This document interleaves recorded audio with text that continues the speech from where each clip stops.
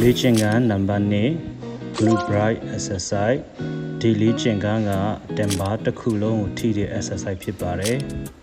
အရင်ဆုံးချမ်းကဲမှာပလက်လိုင်းအိတ်လိုက်ပါမယ်ဒူးကောင်းနှစ်ဖက်ကိုပခုံးအကျယ်လောက်ထောင်ထားပါမယ်ကိုယ့်ရဲ့လက်နဲ့ခြေဖနောက်နဲ့မထိတထိလေးထားပါမယ်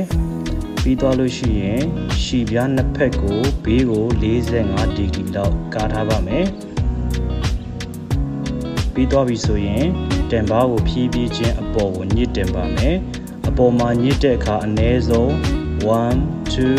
3 4 5 second လောက်တင်ပါကိုကျုံပြီးတော့ပိုက်ကြွက်သားနဲ့ညှစ်ထားပါမယ်အောက်ပြန်ချတဲ့အခါမှာကိုယ့်ရဲ့တင်ပါနဲ့အောက်ကကြမ်းကဲနဲ့မထိရပါဘူးအပေါ်မှာကြွက်သားညှစ်တဲ့အခါဒူးကောင်းနှစ်ဖက်ကိုအနှဲငယ်ဘေးကိုကားပြီးတော့အပေါ်မှာကြာလေးညှစ်ထားပါမယ်ခြေရအားဖြင့်15ချိန်ဆော့ပေးရပါမယ်15ချိန်တစ်ခေါက်ပြည့်သွားလို့ရှိရင်စက္ကန့်30လောက်ခဏနားမယ်နားပြီးသွားရင်နောက်ထပ်15ချိန်တကြောပြန်ဆော့ပါမယ်ပြီးသွားရင်စက္ကန့်30ပြန်နားမယ်နားပြီးသွားရင်နောက်ထပ်15ချိန်ပြန်ဆော့ပါမယ်အားလုံးစုစုပေါင်း3ကြော့ဆော့ပေးရပါမယ်ဒီတစ်မျိုးဆော့ပေးသွားပြီဆိုရင်